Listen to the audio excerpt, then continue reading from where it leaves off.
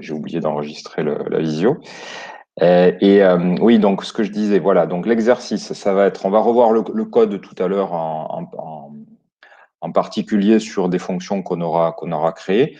Mais l'idée, voilà, c'est vraiment de travailler sur cette grille et de travailler à l'intérieur de ces blocs de fonctions ici, d'accord, de ces accolades.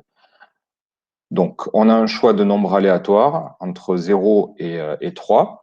Et en fonction de ce nombre qui a été tiré, donc on est à l'intérieur de la boucle ici, eh bien, on va dessiner un motif. Donc ça, ce sera vraiment l'objet de l'exercice pour vous, c'est-à-dire d'imaginer 4 motifs. Alors, si possible, qui se connectent bien. Bon, c'est pas forcément obligé, mais ce sera un petit plus. Qui se connectent bien un petit peu comme on l'avait fait donc pour reproduire ou recréer l'œuvre de Vera Molnar, 4 éléments choisis au hasard. D'accord? Donc avec, je vous rappelle, il y avait 2 diagonales et une ligne verticale et puis une ligne horizontale. Donc ça faisait des sortes de combinaisons un petit peu type création de labyrinthe. Donc ça, on va le revoir ce matin et je vais vous montrer en fait comment on peut créer ses propres fonctions graphiques. Donc c'est ce que j'ai mis ici dans le résumé un petit peu succinct du cours. Donc, on va revoir la structure de boucle. On va revoir un petit peu ce qu'on a vu la semaine dernière sur les transformations, c'est-à-dire comment on va déplacer finalement l'origine du repère pour que ce soit parfois plus pratique de dessiner sur l'écran. Donc, à la fois le déplacement avec Translate, on avait vu la rotation avec Rotate et on avait vu aussi la mise à l'échelle avec Scale. D'accord? Donc, comment changer les dimensions des axes. Je vais vous montrer aussi, on va en profiter pour voir 2 fonctions annexes, mais qui sont très, très utiles, un petit peu difficiles à comprendre, mais je vais essayer de m'appliquer, qui sont push et pop. Donc, vous allez voir qu'on peut créer comme ça des transformations et puis les défaire. Alors, je ne me souviens plus si je vous avais montré ça la semaine dernière. Bon, on va le revoir de toute façon parce que c'est important et je vais m'en servir après dans les autres TD. Donc, de ces fonctions qui permettent en fait de sauvegarder un repère de dessin et puis de rappeler un autre repère de dessin. Donc, vous allez voir, on peut faire des transformations complexes et dire, ben voilà, ces transformations-là, on les annule et on revient aux transformations ou aux repères tels qu'il était précédemment. Donc ça, on l'intégrera dans notre template ici pour la grille. Et on va commencer en fait par le dernier élément que j'ai mis, c'est-à-dire grouper des commandes dans une fonction. D'accord? On va commencer par ça. Donc là, l'objectif de cette partie de cours, ça va être de se créer nos propres fonctions de dessin. Donc pour l'instant, ce qu'on a fait dans Processing, c'était d'utiliser des fonctions qui existaient déjà. Donc on a utilisé par exemple des fonctions de dessin telles que circle, ellipse, line, point, etc. Mais parfois, on va vouloir faire des dessins un petit peu plus complexes, ou en tout cas combiner des formes et placer ça dans une fonction qui va devenir une définition du dictionnaire des fonctions qu'on va pouvoir utiliser. D'accord? Donc là, ce matin, on va réaliser une petite fonction qui va nous dessiner une croix. Voilà, tout simplement. Et vous allez voir qu'on va utiliser cette croix ensuite en appelant une fonction. Donc, on va dessiner 2 rectangles bien placés.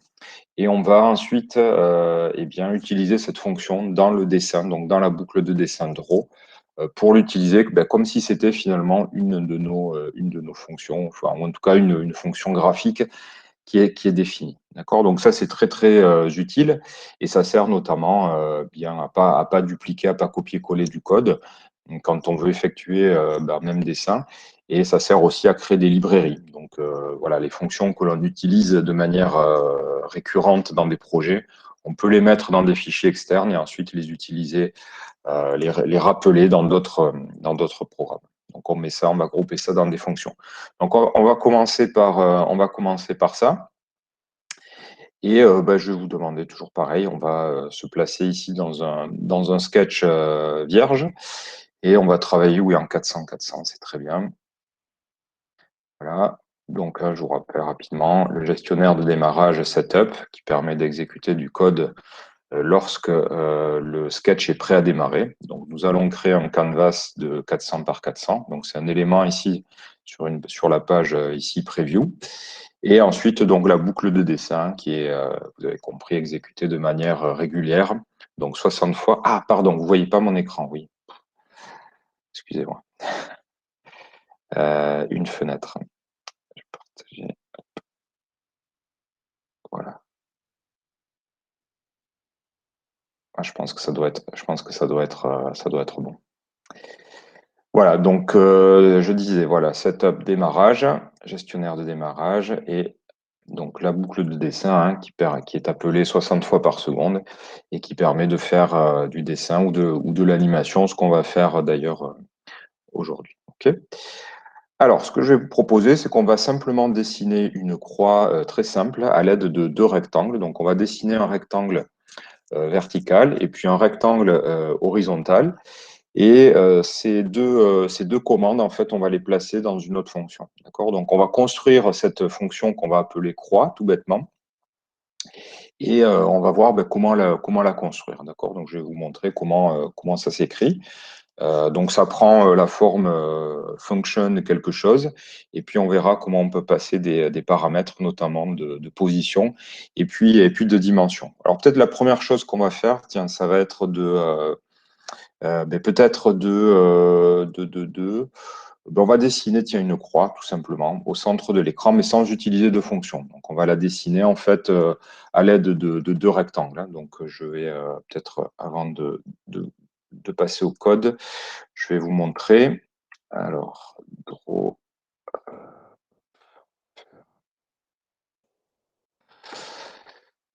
Je vais reprendre mon application, voilà, AutoDraw.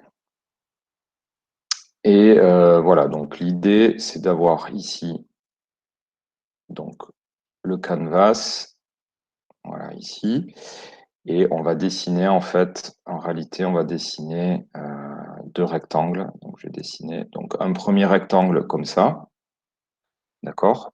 Donc, on va se placer en mode rect mode center.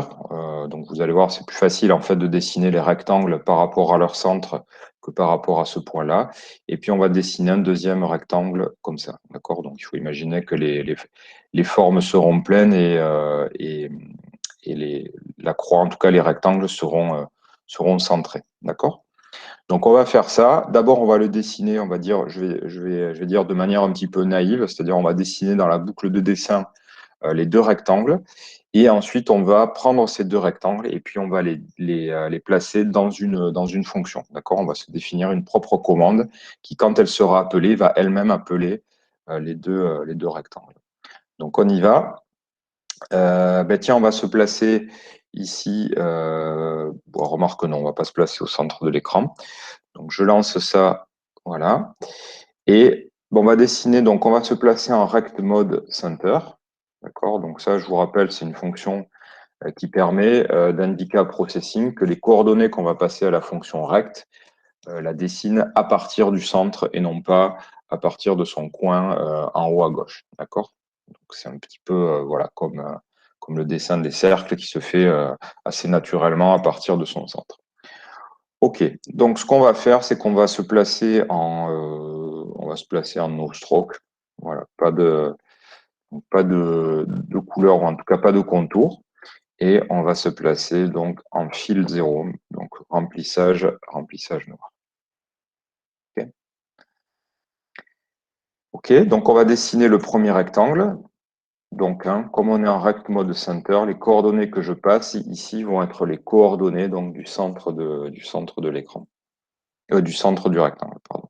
Donc là, ben, je vais le placer en 200-200, qui correspond donc à la moitié de 400 et 400, hein, donc du centre du canvas. Et donc, je vais lui passer donc une largeur, on va la définir à, je sais pas, 50 par exemple, et une hauteur, on va dire, allez, pour essayer, 150. Donc ça, on va ajuster après, on verra. Hop, je dessine. OK. Voilà donc mon premier rectangle. Peut-être, tiens, d'ailleurs, il est un petit peu. Je vais essayer avec 25. Ouais, 25, c'est un petit peu mieux. OK. Donc ça, c'est le premier rectangle. Et je vais dessiner donc le deuxième rectangle. Donc, pareil, eh ben, il est centré, donc 200, 200. Il a la même position que celui-ci. Par contre, là, ben, vous allez voir, j'inverse en fait la largeur et la hauteur. Donc, au lieu d'avoir 25, 150, eh bien, il va faire 150 de large et puis 25 de haut. Ok, super. Donc ça, par exemple, voilà, si je veux dessiner une autre croix, qu'est-ce que je vais faire de manière relativement naïve? Bah, en fait, je vais prendre ici ce code-là, donc je peux le faire. Je vais prendre ce code-là. Oups, c'est pas ça. Je vais prendre ce code-là. Et puis, ben, je vais modifier les positions, par exemple. Si je dessine une croix qui sera par ici, ben, je vais modifier donc à la fois ici cette coordonnée, donc je vais mettre 300 et 300. D'accord? Et donc là, je laisse les mêmes caractéristiques pour la largeur et la hauteur. Donc si je fais Run, ben, vous voyez que j'ai donc une deuxième croix qui effectivement est décalée de 100 pixels par rapport à la première. Donc ça, hop, je peux le décaler, tiens, je vais le décaler aussi en Y pour qu'on le voit mieux. Voilà. OK. Donc ça, c'est une façon de faire, voilà, j'ai la possibilité comme ça de copier-coller une ligne, enfin deux lignes ici qui dessinent donc deux rectangles et qui forment une croix. Mais on va préférer ici, en fait, définir une fonction qui va s'appeler, alors ça, on peut le nommer comme on le souhaite, et nous, on va l'appeler la fonction croix. Et ici, au lieu d'appeler eh bien, ces fonctions, en tout cas ces deux commandes, on aimerait bien plutôt écrire quelque chose comme croix ici, par exemple, d'accord? Et peut-être en passant des paramètres, donc en passant notamment peut-être la position, d'accord? Donc ça, c'est des choses qu'on aimerait bien écrire. Et ici, par exemple, croix, donc je l'écris pour l'instant, mais ne l'écrivez pas forcément. Donc ça, on aimerait remplacer, voilà, ce groupe de 4 lignes ici par un appel à deux fonctions, d'accord? Ce qui déjà améliorerait la lisibilité. On passe de 4 lignes à 2 lignes. Et ensuite, eh bien, voilà, si on veut modifier un petit peu le dessin de notre croix, on va le faire à un seul endroit et on va pas aller modifier. Donc, vous avez vu ce que j'ai fait hein, pour modifier la position. J'ai dû aller modifier la position dans les deux dessins de rectangle. OK? Donc, ben, c'est ce qu'on va faire. On va se définir une nouvelle fonction qui va s'appeler la fonction croix. Donc, je vais la définir ici. Donc, ça prend la forme d'un gestionnaire ici. Ça s'écrit function. Et là, vous allez, voilà, déterminer donc le nom de la fonction. Donc, c'est comme pour les variables, le nom d'une fonction ou le nom d'une nouvelle fonction que vous définissez ne peut pas commencer par un chiffre ou ne peut pas commencer par un caractère un petit peu de ponctuation. D'accord? Donc, ce sera toujours un caractère alphabétique. Et en général, on va essayer, évidemment, vous avez compris, de nommer la fonction eh bien, avec le nom de ce qu'elle va effectuer comme opération. Donc là, croix, on s'attend à ce qu'elle dessine une croix sur l'écran. D'accord? Donc ça, c'est ce qu'on appelle voilà, définir une nouvelle fonction. Donc c'est un petit peu comme définir un gestionnaire, sauf que quand on définit un gestionnaire, ben, en fait, les fonctions setup et draw, elles sont déjà connues de processing. Là, la fonction croix, processing ou P5JS ne la connaît pas pour l'instant. D'accord? Donc, qu'est-ce qu'on va faire? Ben, ce qu'on va faire, c'est qu'on va. Alors, je vais effacer donc, les deux lignes ici, correspondent à la deuxième croix, et je vais donc couper, coller les deux ici fonctions qu'on a appelées ici de rectangle, et je vais les placer à l'intérieur donc de cette fonction croix. D'accord? Donc, vous prenez les deux rectangles que vous dessinez et vous les placez à l'intérieur donc de votre nouveau gestionnaire, de votre nouvelle fonction qui s'appelle croix. Et maintenant, on va avoir la possibilité d'utiliser cette fonction croix dans n'importe quel gestionnaire, que ce soit le gestionnaire de démarrage, le gestionnaire de dessin, les gestionnaires de souris, etc. Donc ça, c'est une fonction qu'on va avoir le droit d'appeler comme si elle faisait partie de notre dictionnaire de fonctions. D'accord? Donc si je vais relancer ça pour voir qu'il n'y a pas d'erreur. Donc, je n'ai pas d'erreur dans la console. J'ai ici rien qui s'affiche. C'est normal parce que dans ma fonction ici, j'ai simplement le dessin du fond. D'accord? Donc ça, c'est pas mal. Et tiens, on va même déplacer cette fonction ici, rectMode, on va même la déplacer ici à l'intérieur de cette fonction. D'accord? Donc ça veut dire que chaque fois qu'on appellera la fonction croix, eh bien, il va se placer en rectMode center et puis dessiner nos deux rectangles. Bon, super. Donc maintenant, ce qu'on va faire, bien, c'est qu'on va appeler notre fonction croix. On a le droit depuis notre gestionnaire de dessin. On y va. Alors, qu'est-ce qui va se passer quand Processing va rencontrer ici ce mot-clé? En fait, il va vérifier déjà s'il existe, ce mot-clé. Donc, il va vérifier que quelque part, dans le dictionnaire des fonctions qu'il connaît, eh bien, croix est une fonction qu'il connaît. Donc ça, oui, puisqu'on l'a défini ici. Et quand il rencontre cette fonction, ce qu'il fait de manière un petit peu implicite, évidemment, on ne le voit pas, c'est qu'il va rentrer, ce qu'on appelle, il va rentrer ici dans cette fonction et il va exécuter donc les trois commandes qui sont groupées ici. D'accord? Donc, vous avez vu qu'on a ici, en quelque sorte, pris trois commandes et on les a factorisées. En tout cas, on les a regroupées dans une fonction qui s'appelle croix. Donc ça, j'ai le droit de l'écrire maintenant et j'ai le droit de rappeler cette fonction. Alors, problème là, ce qui va se passer, c'est que, eh bien, il va dessiner deux croix l'une par-dessus l'autre. Donc visuellement, pour nous, on n'en voit qu'une seule, hein, puisque il dessine exactement à la même position. Donc là, ce qu'on aimerait faire, c'est positionner, ou en tout cas pouvoir écrire des choses comme ça. On aimerait, donc c'est ce que je vous ai indiqué tout à l'heure, on aimerait faire des choses ici comme ça, par exemple, et comme ça. D'accord? Donc ça, c'est ce qu'on a fait pour quasiment toutes les fonctions graphiques qu'on a étudiées pour l'instant.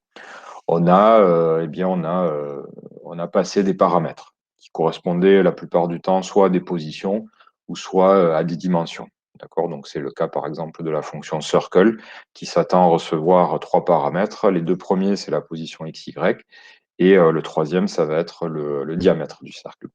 Bon, ben là, on aimerait bien faire pareil. On aimerait bien dessiner une croix à différentes positions sur l'écran. Bon, ben c'est ce qu'on va faire. Et on va modifier un petit peu l'écriture ici de notre fonction. Et on va la modifier de telle sorte à ce qu'elle accepte des paramètres. D'accord? Donc, regardez bien ici. L'écriture va être un petit peu, enfin, pas spéciale, mais un petit peu particulière. En tout cas, on ne l'a pas forcément vu. Mais on va écrire ici deux variables, x et y, qui vont correspondre donc à la position. Donc ces variables, pareil, vous pouvez les nommer comme vous l'entendez en fait. Donc là, on pourrait écrire tout à fait ici A et B, ou T et Z. Ça, c'est des choses qui sont tout à fait faisables. Donc là, c'est penser à, quand on va appeler donc, cette fonction ici, on va définir des nouvelles variables qui vont être accessibles simplement à l'intérieur de la fonction. D'accord? C'est comme si on avait des variables locales qui existaient et qui étaient ensuite qui étaient détruites en sortie de fonction. Bon, mais ici, voilà, on va plutôt passer les variables ou définir les variables x et y qui vont correspondre donc x à la position évidemment horizontale de notre croix et y à la position verticale. D'accord? Donc, c'est ce qu'on va faire ici. On va ici définir ici. Donc, on va utiliser les variables x et y, d'accord, qu'on va passer. Donc, c'est-à-dire que quand vous allez appeler ici croix 200 et 200, x et y, pour ce premier appel, x va valoir 200 et y 200. Donc, il va falloir qu'on les utilise ici dans notre fonction. Et pour le deuxième appel, bien x vaudra 300 et y vaudra 300. D'accord? Donc là, quand vous appelez ici avec des paramètres, il faut bien vérifier que la définition de votre fonction a autant de paramètres que la fonction qui est appelée ici. Et donc, ces fonctions vont, ce que je vous indiquais en début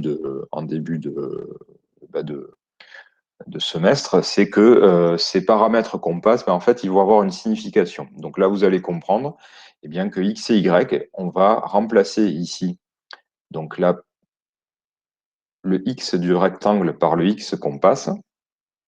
Et pareil, le y, on va passer ici. D'accord? Là, il faut vraiment faire une connexion entre ça et ça. Donc là, pareil, on va définir ici x et y. Et donc là, vous voyez que x et y s'interprètent bien comme étant la position donc, de nos deux rectangles, qui revient à dire que c'est la position de notre croix. OK? Donc, on va lancer ça, et puis on devrait voir apparaître donc deux croix, pardon. D'accord? Donc là, on a groupé trois commandes même, en une seule commande que l'on appelle ici depuis notre dessin draw. D'accord? Donc ça va pour l'instant. Donc vous voyez que c'est assez pratique, on peut vraiment regrouper. Donc là, c'est vraiment assez minimal, le regroupement qu'on a fait. On a juste placé trois commandes, mais ces trois commandes, on leur passe ce qu'on appelle des paramètres. Donc là, x et y, c'est ce qu'on appelle donc les paramètres de la fonction. Donc vous voyez que ça simplifie grandement l'écriture par rapport au copier-coller qu'on avait tout à l'heure. Et surtout, si vous changez ici une fonction, ou en tout cas si vous rajoutez des éléments, eh bien partout où vous allez appeler la fonction croix, eh bien cette modification se reportera. Donc ça, c'est l'avantage aussi de factoriser par rapport à la méthode copier-coller où voilà, si vous copiez-coller des blocs de code, si vous faites une modification, bien, il va falloir la reporter partout. Or là, une modification se reporte partout où la fonction a été appelée. Donc ça, c'est quelque chose qui est très pratique. Alors, on va perfectionner un petit peu cette fonction, pardon, et on va lui passer un paramètre qui va indiquer sa dimension. D'accord? Donc là, la dimension un petit peu de notre croix, ça correspond vraiment à je dirais, à la largeur et la hauteur, finalement. D'accord? Donc, ce qu'on va passer, c'est qu'on va lui passer un troisième paramètre ici, qui va être sa dimension ou sa taille. Voilà, on va passer, tiens, on va l'appeler taille. Donc ça va représenter un petit peu la dimension de notre croix, donc ce qui correspond grosso modo ici au 150, qui paramètre à la fois la hauteur de notre rectangle vertical et la largeur de notre rectangle horizontal. Donc ici, on aimerait bien appeler ici, par exemple, avec 150, et puis la deuxième croix, on aimerait la dessiner un tout petit peu plus petite. Donc on va passer 100.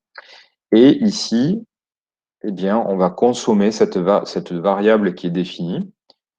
On va la consommer ici. Donc on va remplacer le 150 par taille, et ici.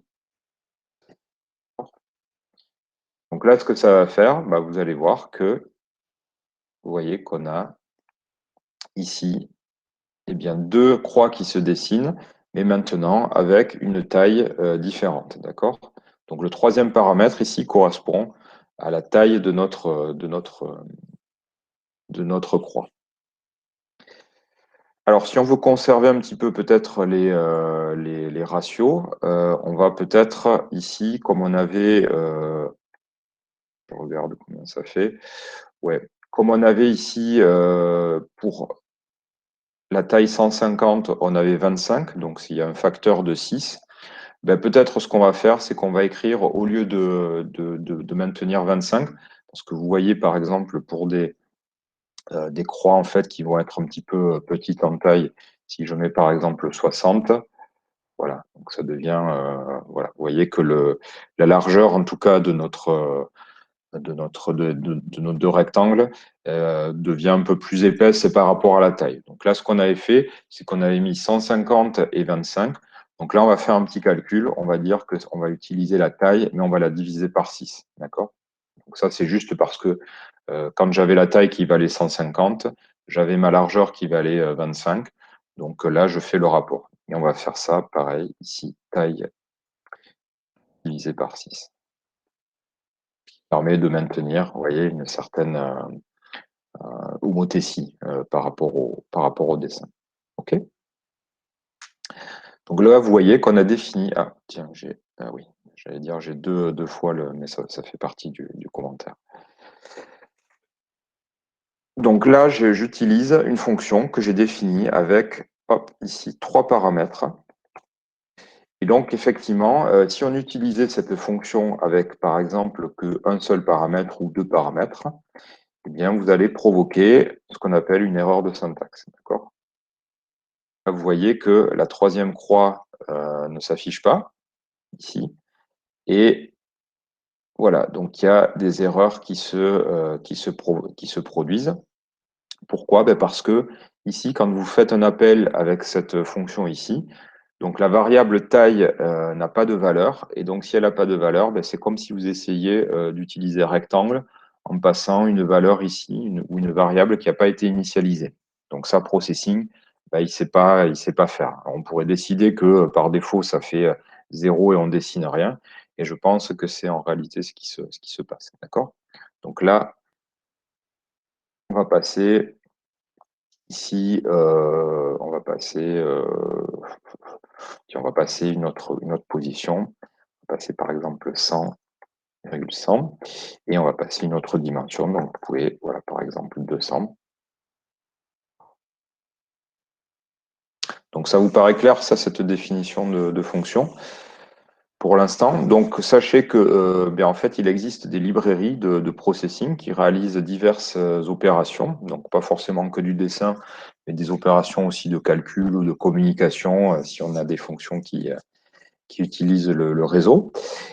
Et en général, ben, une fois qu'on a défini des fonctions qu'on utilise souvent dans des sketchs, eh bien, on peut les placer dans des fichiers à part, et ce qu'on appelle des librairies en fait. Donc une librairie, ça va être un ensemble ou une collection de fonctions complémentaires qui viennent ben, complémenter ou qui viennent augmenter P5JS de nouvelles fonctionnalités. Donc là, on pourrait se dire, bah, tiens, nous, on pourrait placer cette fonction croix, dont on pourrait se resservir dans d'autres sketchs. On pourrait la placer dans un fichier annexe qu'on viendrait ensuite référencer dans plusieurs sketchs. D'accord? Donc ça, ce serait possible.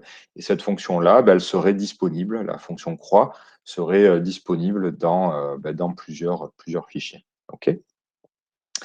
Alors, ben, on va revoir, on va combiner un petit peu tout ce qu'on sait faire pour l'instant. On va revoir les boucles et on va aussi revoir les transformations. D'accord? Donc, on va faire ça peut-être à l'intérieur de ce sketch. Tiens, on va utiliser ça. Et là, je vais vous proposer, ben, on va faire un petit sketch en fait qui permet vous allez voir, de faire une petite animation de rotation sur quelque chose d'assez intéressant. Vous allez voir graphiquement. Alors, ce qu'on va faire, c'est qu'on va peut-être, tiens, hop, se placer ici. Et je vais simplement peut-être mettre en commentaire les dessins des deux croix annexes, je vais dire, de la petite et de la grande. Ici, je vais laisser la croix au centre, d'accord? Donc, on va réutiliser, tiens, on va faire ici, on va réutiliser la fonction de transformation qu'on avait vue la semaine précédente, donc qui s'appelle translate. Donc, je vous rappelle, translate, ça permet en fait de déplacer notre repère ici, donc l'origine du repère, à un certain point sur la fenêtre, d'accord? Donc là, ici, on va se déplacer pour plus de commodité, on va se déplacer au centre de l'écran. Donc, on va utiliser cette écriture-là, width divisé par 2 et height divisé par 2. Okay. Ça, qu'est-ce que ça fait? Ben, ça va déplacer l'origine du repère qui est ici, ça va le déplacer au centre de l'écran. Donc, si je laisse tel quel, eh bien, qu'est-ce qui se passe? Vous voyez que ma croix, en fait, se dessine en 200,200, mais par rapport maintenant au centre de l'écran. Donc, je suis bien ici, en quelque sorte, en 400-400. Donc, ce qu'on va faire ici, c'est qu'au lieu de passer 200 et 200, ben, on va passer 0 et 0.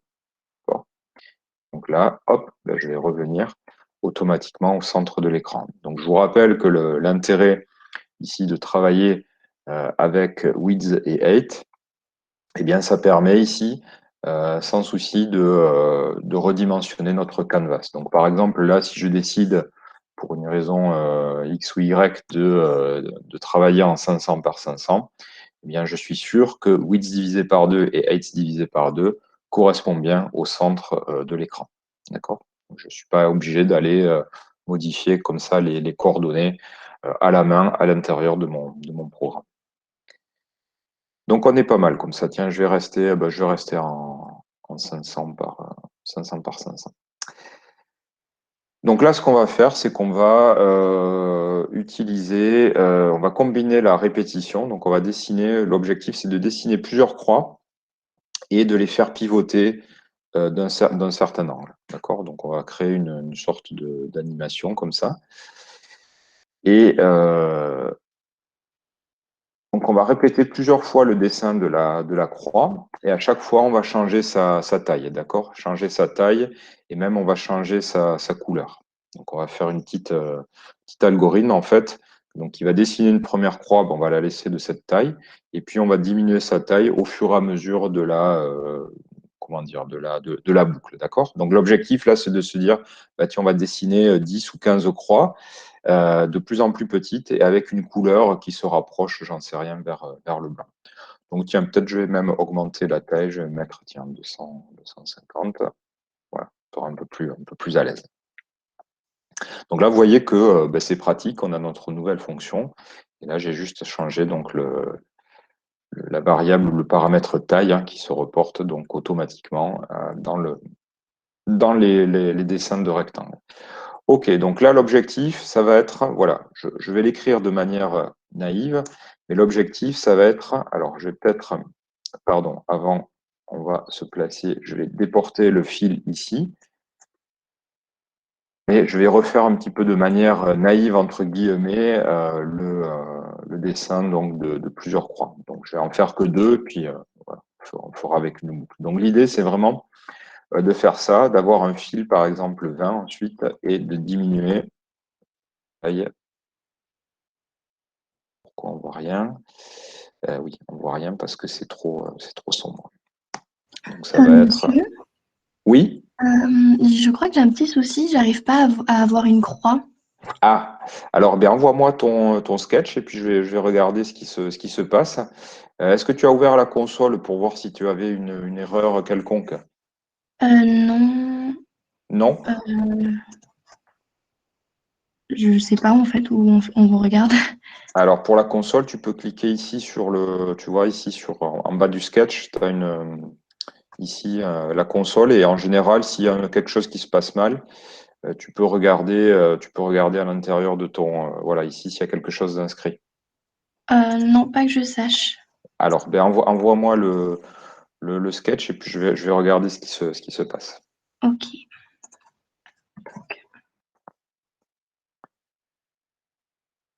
Donc, hein, l'idée, ça va être voilà, de dessiner comme ça une série de croix dont la taille diminue au fur et à mesure que ben, le nombre de croix augmente. Donc, vous allez voir, on va créer une espèce d'effet comme ça de pseudo 3D et on va utiliser des rotations en même temps. Alors, Gabriel, ouais, j'ai récupéré ton sketch. Copier-coller là. On va regarder ce qui se passe. Donc, ça a l'air pas mal.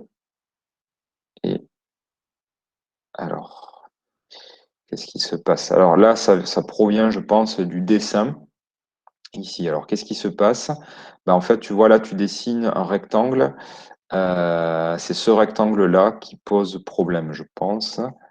Il va falloir voilà, faire ça. Donc là, en fait, en gros, tu dessines un rectangle dont la taille eh ben, en fait, était complètement écrasée. Tu vois, donc Ah, d'accord. ton deuxième rectangle qui était ici, ben, en fait, il se dessinait au centre et tu le voyais pas. Donc c'était juste ça. Ok, merci. Voilà, donc c'était effectivement pas une erreur de syntaxe, mais c'était plutôt là une erreur de type bug, c'est-à-dire ça n'a pas le comportement attendu. Ok. Allez, hop, je ferme ça. Voilà, donc on va dessiner ici une série de croix dont la taille va diminuer et avec une couleur qui va fondre ou qui va aller vers le blanc. Ok.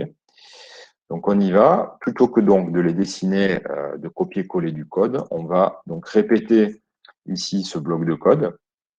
Et pour cela, on va utiliser donc une boucle qu'on avait vue il y a 2 ou 3 TD. Donc une boucle, je vous rappelle, hein, ça sert à répéter un ensemble de commandes. Ici. On va placer entre accolades donc le bloc de code qui va être contrôlé par la boucle for. Donc ça, il faut imaginer que ça va être répété un certain nombre de fois.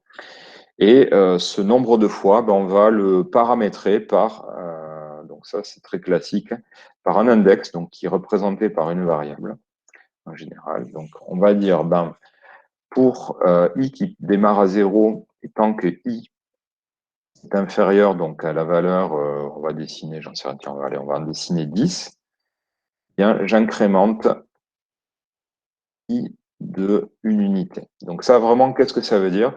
Ça veut dire qu'on va avoir une variable qui va parcourir les valeurs 0, 1, 2, 3, 4, 5, 6, 7, 8, 9. Donc on ne va pas jusqu'à 10, hein, puisqu'on a une inégalité ici qui est stricte. Et donc ce bloc de code-là va être répété, donc va être répété exactement 10 fois. D'accord? Donc là, il faut imaginer, c'est comme si on avait copié-collé ce bloc de code 10 fois. Sauf que là, évidemment, l'avantage de faire ça, c'est qu'on compresse à la fois le code et qu'on a à disposition aussi une variable i, donc qui varie au cours de l'exécution de cette boucle. Donc on va mettre à profit cette variable i. Et notamment ici, ben, on a dit qu'on voulait diminuer donc, la taille de nos croix. Donc on va utiliser une formule type 250 moins i multiplié par quelque chose. D'accord? Donc quand i vaudra 0, ben, on aura 250 moins i qui vaut 0, ben, ça vaudra 250. Quand i vaudra 1, ben, le i, donc on aura 250 moins une certaine valeur. Quand i vaudra 2, on aura 250 moins 2 fois la certaine valeur. Donc, vous voyez, on va avoir une taille de croix qui diminue donc avec la boucle. Ok. Donc, on y va, on va écrire moins i multiplié par, j'en sais rien, par exemple, comme i va jusqu'à 9, on pourrait dire, allez, on va essayer par multiplier par 20. D'accord? Donc là, au maximum, comme i va valoir 9, j'aurai 250 moins 9 fois 20, donc ça fait 180. Donc ma dernière croix va se dessiner avec une taille de 70. D'accord? Donc je fais ça de manière très très empirique. Après, on pourra régler ça de manière plus précise si on le souhaite. Donc là, pareil, je vais modifier la couleur. Donc on part de la couleur noire qui correspond donc à notre croix qui est derrière. Et puis on va tendre vers une couleur vers le blanc. Donc, vous vous souvenez, blanc, c'est fil 255. Donc là, pareil, on va utiliser une formule de type i multiplié par quelque chose. Donc, comme je vais jusqu'à 9, eh bien, je vais multiplier, tiens, allez, pareil, par 20. D'accord? Donc là, je vais aller de 0. Donc, quand i vaut 0, i multiplié par 20 vaut 0. Et quand i vaut 9, eh bien, ça vaut 180. Donc, pareil, on ira vers un gris qui va tendre vers le clair. Tiens, on va même essayer. Si je fais 25, qu'est-ce que ça? 9, 25, 225. Allez, tiens, on va essayer même. Voilà, 25. OK? Je dessine ça. Et vous voyez que ce qui apparaît, c'est en fait un dessin empilé de croix. Donc, exactement ce à quoi on s'attendait. Donc, vous voyez, on a ici vraiment une petite croix qui se dessine avec donc, la première en noir et puis on tend vers une couleur de plus en plus claire. Donc ça, vous voyez qu'on a utilisé ici, alors je vais peut-être enlever ça, tiens. Donc là, vous voyez qu'on a combiné deux choses. On a combiné donc définition de notre propre fonction et boucle qui va répéter donc ce bloc de code un certain nombre de fois. Donc ce nombre de fois ici, il est paramétré par cette valeur ici 10. Et on a utilisé une petite formule ici pour paramétrer à la fois la taille donc, de notre croix qui diminue avec l'index et aussi la couleur. Donc on va du noir vers le blanc en utilisant cette petite formule. D'accord? Donc ça, c'est pas mal. Et ce qu'on va faire, c'est qu'on va faire pivoter l'ensemble. D'accord? Vous allez voir, on va faire tourner et on va même utiliser I pour paramétrer tout ça. Donc ça, on pourrait dessiner notre croix en utilisant une rotation. Hein. Donc je vous rappelle qu'une rotation, en fait, on peut ici utiliser la fonction rotate. La fonction rotate, elle va s'attendre à un angle, à prendre un angle en paramètre. Donc je vous rappelle, un angle, ça mesure ici, alors est-ce que voilà, ça mesure l'angle par rapport à cet axe, en ayant donc les angles positifs dans le sens des aiguilles d'une montre, donc les angles négatifs dans le sens inverse. Donc ça, on va faire ici peut-être un premier rotate, et on va se mettre ce qu'on avait dit la semaine dernière, c'est qu'en général, on préfère travailler dans un système d'angle qui est exprimé en degrés. Donc, 180 degrés correspond à un demi-tour, 360, ça correspond à un tour entier. Donc ça, c'est plus naturel de parler en degrés, ou en tout cas plus facile peut-être pour nous pour se représenter ça, que les radians. Donc ça, c'est pour ça qu'on s'était défini ici dans le setup l'angle mode, ici, degrees. Ça, c'est une fonction qu'on a juste à appeler une fois, qui est définie, donc on l'appelle dans le setup, et ensuite elle est définie partout où on va avoir des fonctions qui utilisent la notion d'angle, donc en particulier la fonction rotate. Donc si je reviens dans ma fonction rotate ici à la ligne 13, je vais pouvoir lui passer donc des angles, enfin en tout cas un angle, pardon. Donc là, par exemple, je vais pouvoir passer un rotate de 45. Quel effet ça va avoir? En fait, ça va donc, je déplace avec le translate mon repère de dessin et je le fais pivoter de 45 degrés.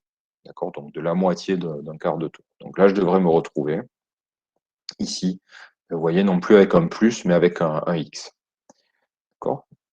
Donc vous voyez que la rotation, elle s'applique à toutes les croix que je vais dessiner. Donc c'est logique parce que c'est vraiment encore une fois, le repère de dessin qu'on a modifié hein, et ce repère de dessin, il est valable. En tout cas, il est modifié pour toutes les fonctions graphiques qu'on utilise une fois qu'on a fait cette modification. Donc ça, c'était pas mal. Et puis, on peut même avoir ici, hein, donc je me souviens plus si on l'avait fait, mais on peut se dire, tiens, ça peut être intéressant, peut-être d'intégrer la notion de temps. Donc, je vous rappelle, frame count, c'est une variable qui est auto-définie par processing et qui contient le nombre de fois qu'on a appelé la fonction draw. Donc, au démarrage, ça vaut 0. Et puis, au deuxième coup, ça vaut 1, 2, 3, 4, 5. Donc, ça, on peut avoir ici des choses comme ça. Donc là, qu'est-ce que ça veut dire? Ça veut dire que notre croix va pivoter de 1 degré à chaque dessin. Donc, sachant qu'il y a 60 dessins par seconde, on peut dire qu'elle fait un tour en 6 secondes. 6 fois 60, donc 360 degrés. D'accord? Donc ça, c'est pas mal. Et puis, on peut s'amuser aussi. On peut se dire, tiens, qu'est-ce qui se passe si on intègre au Mouse X? Là, hop, on a câblé directement. On a câblé donc notre rotation directement sur la position de la souris. Donc mouse X, encore une fois, variable qui varie de 0 jusqu'à la largeur de l'écran, qui vaut ici pour nous 500. Donc ici, quand je suis complètement à gauche, donc j'ai une rotation qui correspond à 0, c'est-à-dire pas de rotation. Ah, Chloé. Hop. Bonjour Chloé. Et donc, plus je progresse vers la droite et plus mouse X augmente, et donc plus la rotation augmente aussi. Hein. Donc, c'est ce qu'on constate. Et comme on va jusqu'à 500, 500, c'est plus grand que 360, donc on fait plus d'un tour. D'accord ? Donc là, pareil, après, on peut jouer hein, sur les quantités. Ici, on peut dire, bah, au lieu d'utiliser mouse X directement, on divise par exemple par 10. Ça, on a tout à fait le droit de le faire. Et du coup, bah, vous voyez que ma rotation, logiquement, est beaucoup moins rapide. En tout cas, il y a beaucoup moins d'amplitude. Donc là, pourquoi? Bah, parce que mouse X va varier entre 0 et 50. D'accord? Donc je fais à peine la moitié d'un quart de tour. Ok. Bon, ça c'est pas mal. Alors je vais peut-être. Ouais, alors je vais mettre, pour l'instant, je vais mettre en rotate 0, donc c'est bizarre. Mais vous allez voir, on va ici empiler les rotates. Donc ce que je vais faire un truc un petit peu bizarre, mais on va faire un rotate ici de 4. De 4 degrés. Alors, je vais vous expliquer après l'effet, mais vous voyez, on a cet effet. Donc qu'est-ce qui va se passer? Alors, quand on va rentrer dans la boucle ici, on va dessiner donc notre première croix, hein, qui est la croix ici derrière, donc la plus grande, qui fait 250.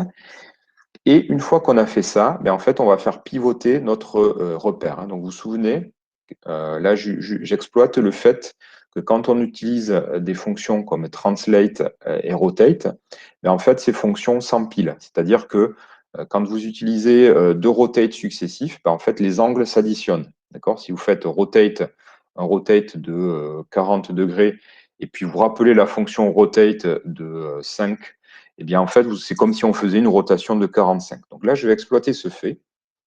Et là, vous voyez que une fois que j'ai dessiné mon premier rectangle, alors je vais peut-être modifier l'amplitude. Une fois que j'ai modifié ce premier rectangle, une fois que j'ai modifié que j'ai dessiné cette première croix, ben, en fait, je vais ici faire une rotation de 20 degrés, mais qui va s'appliquer du coup au prochain dessin, en fait, donc au dessin de la deuxième croix. Donc là, la deuxième croix, on la voit très peu, enfin, elle est un petit peu mélangée avec la première croix, mais elle va se dessiner 20 degrés décalés par rapport à la première. D'accord? Et donc, je vais, comme ça, ici, empiler les rotations de sorte à, ah ben tiens, ça tombe pile, la dernière, en fait, se dessine, ben oui, puisque 20 fois 9, ça fait 180 degrés, donc j'ai tourné d'un demi-tour, en fait. D'accord? Donc ça, c'est pas mal, on peut exploiter ça, et ben évidemment, on peut ici remettre, pourquoi pas, frame count.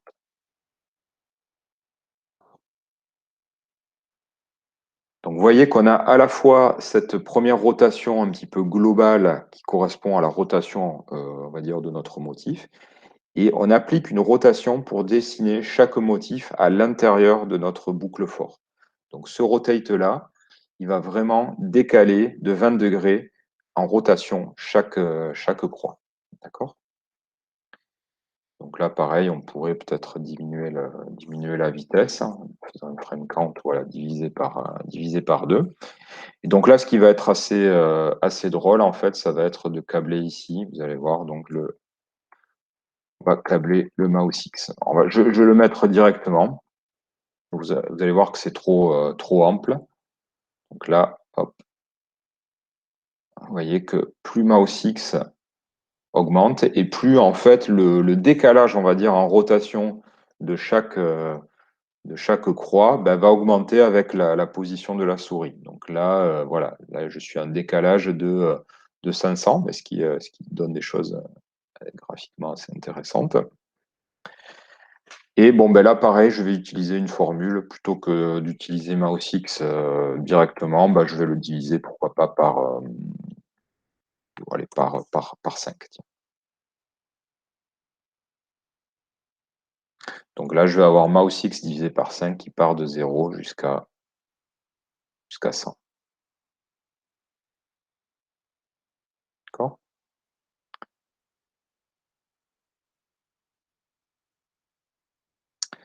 Bon, on a un système qui est pas mal. Alors, je vais modifier, tiens, il y a un petit peu d'espace qui est inutilisé ici. Et donc, je vais utiliser ici, tiens, je vais me mettre plutôt en, je sais pas, 350, d'accord? Donc, je modifie là la taille, on va dire, de ma croix originelle, enfin de la croix qui se dessine dans le fond. Et voilà. petit peu, peut-être un peu plus à l'aise. D'accord. Donc là, on a combiné pas mal de notions dans ce mini sketch. On est à la fois sur des définitions d'une nouvelle fonction, donc notre fonction croix, qui est ici.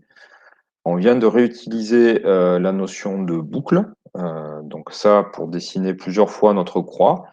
Et ici, avec donc cette fonction-là, avec ces notions-là, donc de dessin de croix en utilisant le paramètre de la boucle, donc i. D'accord. Et on a utilisé donc les fonctionnalités qu'on a vues la semaine passée et qu'on revoit là, qui sont les transformations. D'accord. Donc là, pareil, hein, vous pouvez vous amuser ensuite. Donc ça, c'est pas mal. Et vous pouvez, pourquoi pas, là, on peut se déplacer. Rien ne nous empêche de nous déplacer. Au lieu de rester au centre de l'écran, on peut se déplacer à la position de la souris. Donc ça, c'est complètement possible. Donc une fois qu'on a bien paramétré ça. Donc je vais peut-être me remettre, tiens. Excusez-moi. Oui, Emma? Sur mon sketch, j'ai des erreurs qui sont... Enfin, apparemment, ils veulent pas compter mes parenthèses ou des choses comme ça, je comprends pas trop pourquoi. Oui, alors ça, c'est une erreur très certainement que tu as dû oublier de fermer des accolades, ou en tout cas le nombre d'accolades entrantes ou parenthèses entrantes n'est pas égal au nombre de fermantes. Mais pourtant, j'ai tout vérifié. Et j'ai aussi des trucs qui veulent pas aussi compter mes points-virgules. Ah, alors ça, c'est plus rare en JavaScript parce que justement, les points-virgules, ils s'en fichent un peu. Mais passe-moi ton sketch, je vais regarder ce qui se passe. Donc là, je me remets, tiens, elle est peut-être en width divisé par 2 et x divisé par 2.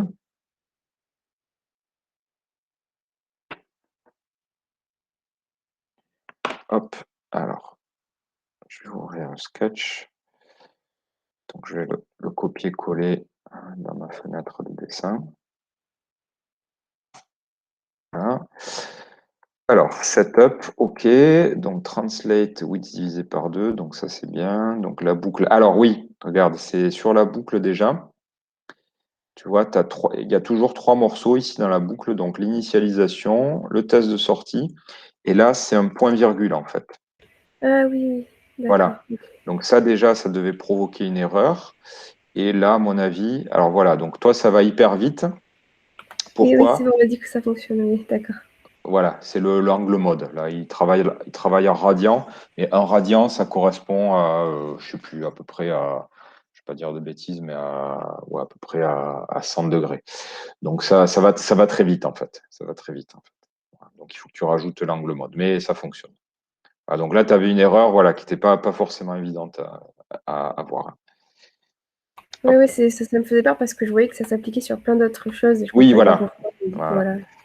voilà. Ouais. Donc là, parfois, on a des erreurs en fait on a l'impression que tout est cassé, mais c'est une erreur en fait qui provoque un effet un petit peu domino et qui s'applique sur tout le reste du programme. Donc il faut remonter à la source.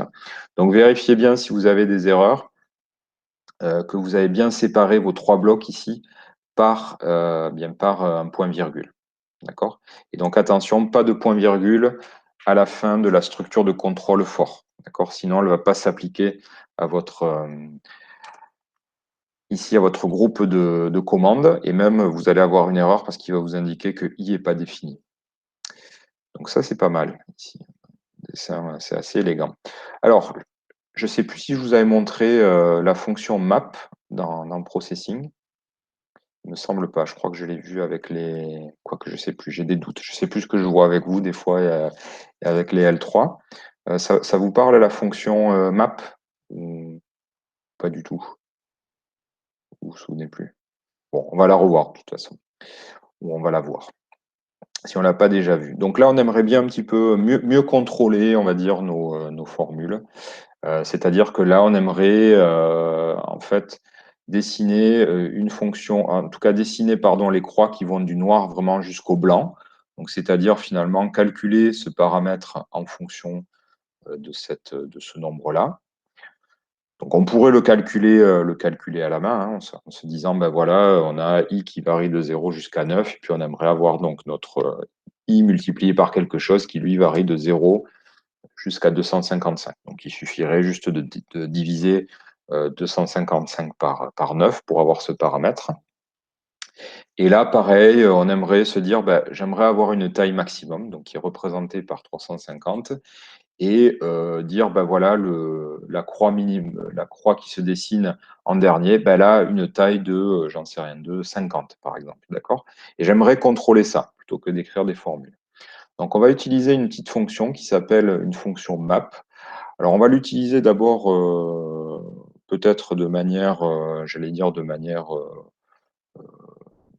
pas pragmatique. Enfin, on va l'utiliser juste pour vous montrer un exemple.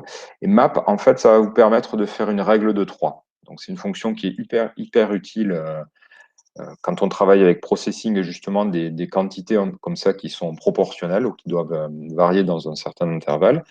Grosso modo, qu'est-ce que ça veut dire? Ça veut dire qu'on va prendre une valeur qui est un minimum et qui est un maximum et qu'on va la projeter dans un autre intervalle qui, lui, est défini par un minimum et un maximum. Donc, je m'explique. On va peut-être m'expliquer ici. Donc, par exemple, imaginons qu'on ait un nombre quelconque qui est 50. Ah, pardon, je vais me mettre... Voilà. On a un nombre qui est 50. OK. Donc 50, voilà, il va correspondre peut-être à une variable que je vais appeler x. Et cette variable, je sais qu'elle varie entre 0 et 100. D'accord? Donc elle est située dans l'intervalle 0, 100. D'accord? Donc imaginez par exemple, j'en sais rien, la taille de notre croix qui, on va décider qu'elle va varier entre 0 et 100.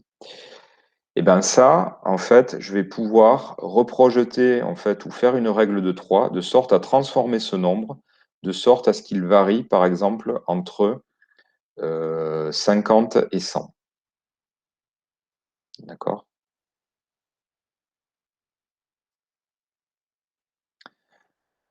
Donc, c'est une transformation qui permet de transformer ce nombre qui varie entre 0 et 100.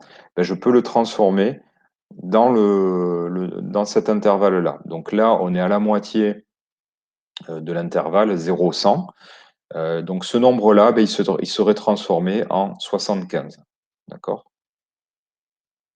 Je ne sais pas si je m'explique bien.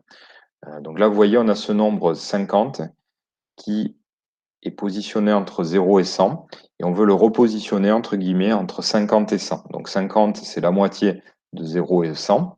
Donc là, je vais aller à la moitié de 50 et de 100, donc ce qui correspond à 75. D'accord? Ça vous paraît clair? Donc on va faire un autre exemple. Par exemple,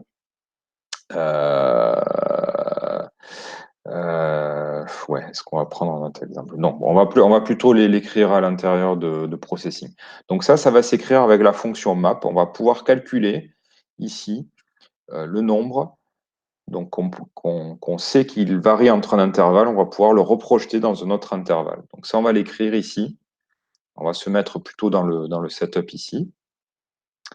Et on va se faire juste une variable temporaire qu'on va appeler, je l'appelle x.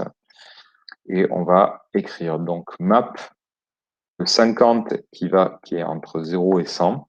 Et j'aimerais que tu me le calcules dans l'intervalle, donc 50, 100. Et on va imprimer ça. Log x. Je vais regarder ce qui est imprimé sur la console. Et vous voyez que j'ai donc la valeur 75. D'accord? Donc pareil, on pourrait essayer, par exemple, 50 qui est positionné entre 0 et 100, calcule-le comme s'il était entre 0 et 200. Donc là, on devrait logiquement avoir la valeur 100. D'accord? Donc map, en fait, ça fait une règle de 3.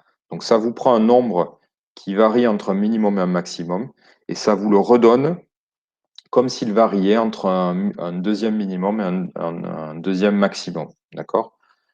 Donc ça fait une interpolation linéaire pour le terme technique. Donc là, pareil, Donc là, cette fonction-là, elle va être assez pratique. Ben, pourquoi? Ben, parce qu'on va avoir, nous, on va savoir, on va l'utiliser, parce qu'on sait, par exemple, que i, eh bien, il va varier entre un minimum et un maximum, donc entre 0 et cette valeur moins 1, donc entre 0 et 9. Et ça, on va pouvoir eh bien, lui dire que quand i va de 0 à 9, ben, on veut avoir une valeur, par exemple, qui va de 0 à 255. D'accord? Donc ça, typiquement pour les couleurs. Et pour la taille de notre croix, ben, on va faire pareil. Donc on a i qui varie de 0 à 9, donc c'est son minimum et son maximum.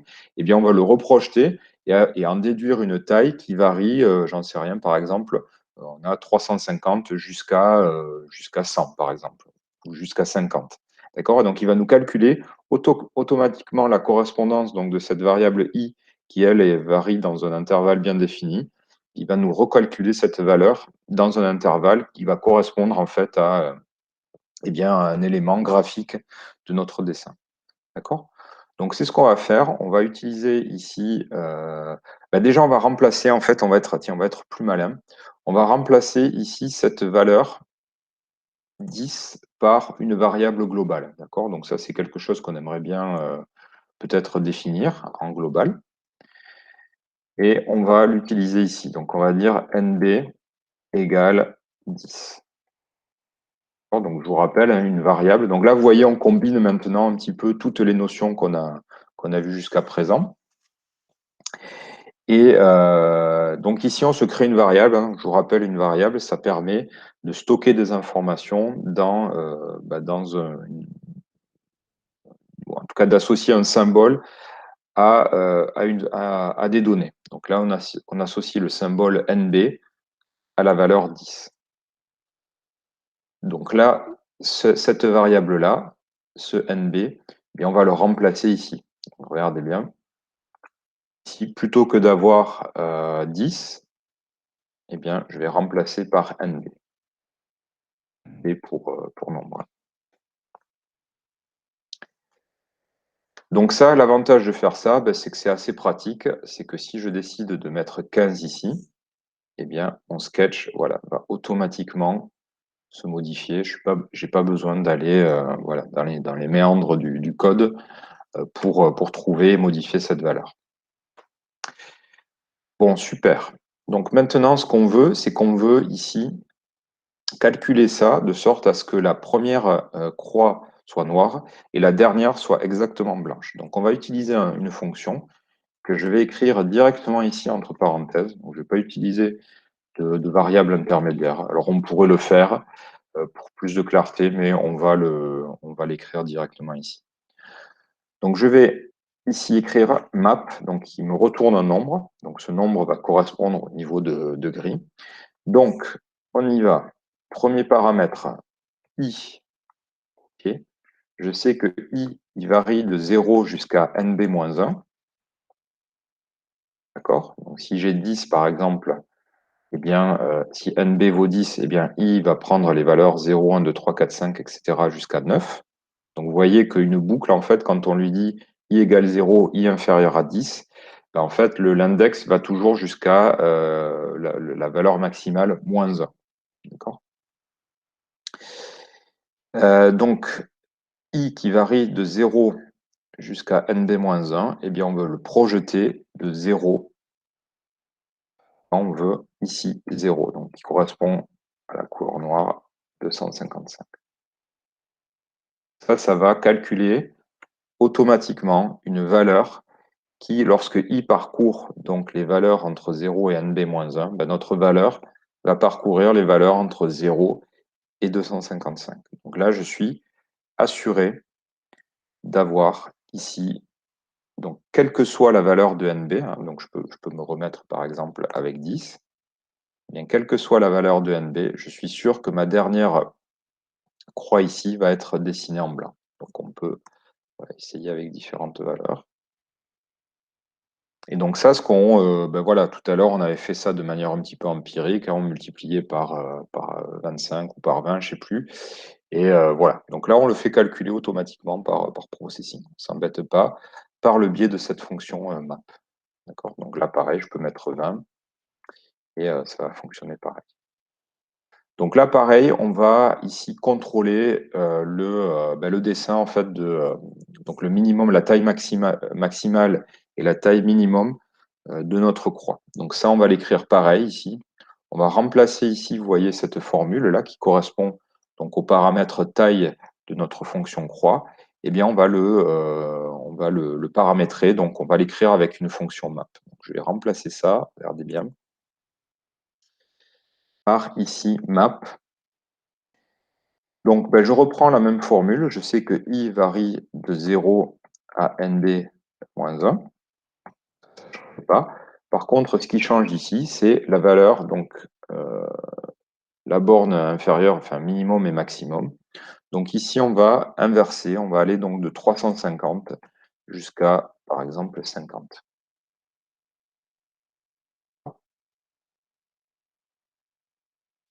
Donc là, je suis sûr que ma première croix fera 350 et la dernière fera 50.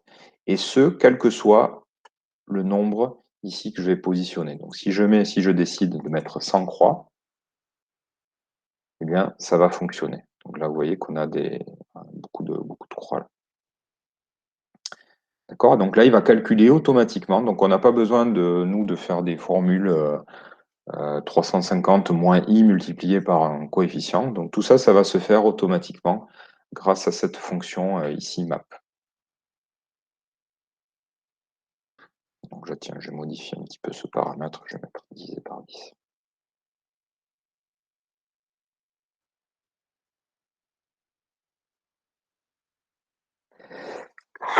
Pardon, excusez-moi. Donc là, l'avantage de faire ça, c'est que ça fonctionne quel que soit donc, le nombre que je passe ici.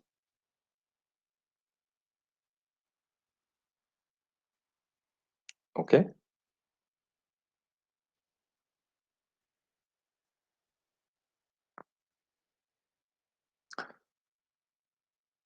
Voilà, donc là même, on pourrait s'amuser peut-être même avec pourquoi pas avec les transparences.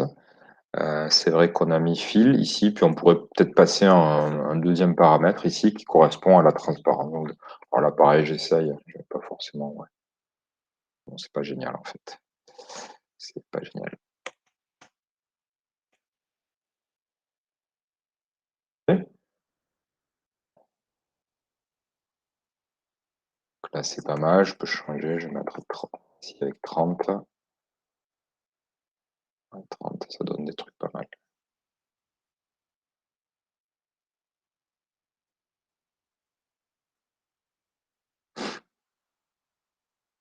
Donc là, on peut même venir modifier. Alors même, ce serait assez intéressant d'ailleurs, tiens, on peut le faire, d'extraire ça et de positionner ça, de mettre ça dans peut-être dans des variables, en fait, je me dis. Là, par exemple, 350 et 50, on pourrait se les mettre. Allez, tiens, on va le faire pour l'exemple.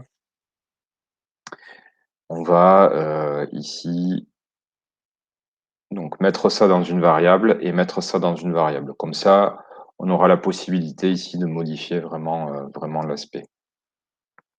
Donc on y va.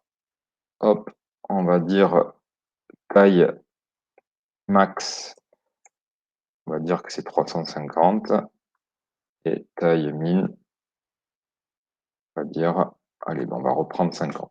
D'accord? Donc ça, c'est vraiment quand on fait comme ça du dessin génératif ou du dessin paramétrique, on aime bien avoir en tête comme ça un ensemble de variables qu'on va modifier pour ensuite modifier l'apparence, sans aller rentrer dans le code.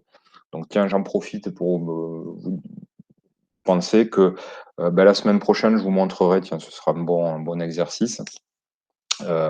On va rajouter donc dans notre fenêtre de dessin ce qu'on appelle des contrôles, d'accord? Donc on pourra modifier notamment des sliders pour s'adresser à ces variables et pouvoir les modifier en temps réel, en direct, d'accord? Donc on fera ça, tiens, la semaine prochaine.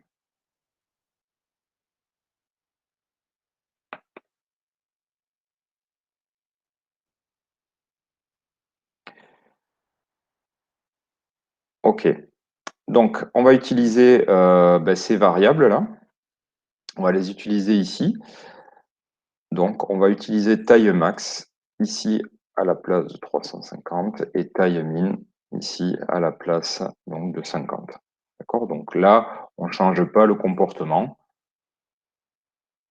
On change simplement le confort d'écriture. Donc ici, on va pouvoir modifier. Donc ici, si par exemple ça ne me convient pas, je vais mettre 450 et j'en sais rien, 300, eh bien tout va se modifier automatiquement. D'accord?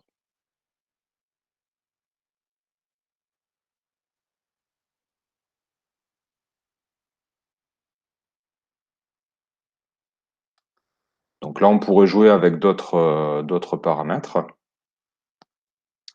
Notamment, on pourrait peut-être, alors sur quoi on pourrait jouer? Peut-être qu'on pourrait jouer sur je me dis, tiens, sur la couleur aussi. On pourrait décider d'avoir un minimum et un maximum pour l'intensité du niveau de gris. Donc ça, pareil, ça pourrait être dans des variables, ça pourrait être un bon exercice.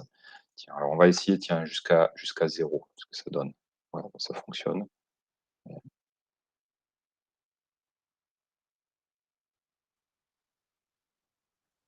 Donc ça fonctionne.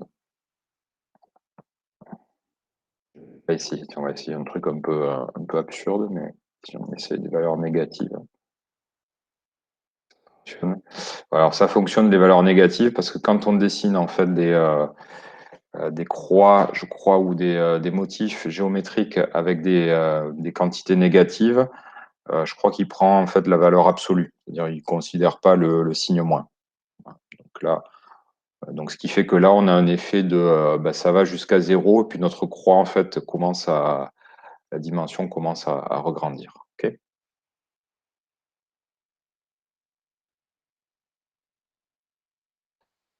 Bon, ça c'est pas mal. Donc ça va, tiens, bon, je vais me remettre en 0, en 10.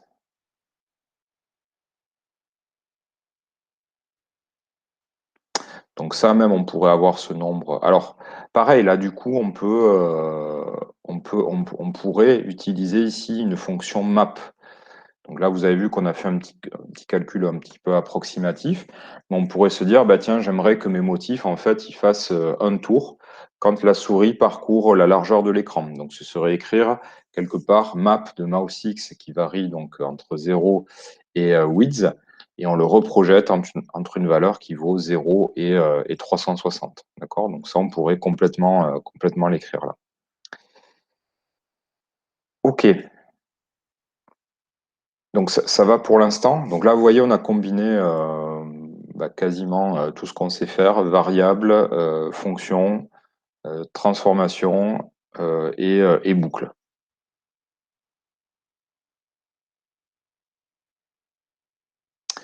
Alors, ce que je voulais vous montrer maintenant, pour terminer un petit peu ces notions, c'est vraiment la notion de sauvegarde et de restauration d'un repère. Donc là, pour l'instant, vous avez vu, ce qu'on a fait, c'est qu'on a vraiment pris notre repère, on l'a amené au centre de l'écran, on lui a appliqué une première rotation, et ensuite on lui applique successivement des petites rotations, donc dont l'angle vaut mouse X divisé par 10. D'accord? Donc ça, comment on fait si jamais, en fait, j'aimerais ensuite continuer le dessin. D'accord? J'aimerais par exemple dessiner, j'en sais rien, dessiner un cercle sur le fond sur par-dessus ce dessin, ou une autre croix, tiens, une autre croix pour utiliser. Donc là, si je réutilise par exemple ma fonction croix, et si je la dessine en 0, 0, j'en sais rien, par exemple, on va la dessiner en, je sais pas, 200. Ce qui va se passer, c'est que là, elle va être dessinée dans le repère en fait qui a été pivoté. D'accord? Donc là, on va même la dessiner en rouge.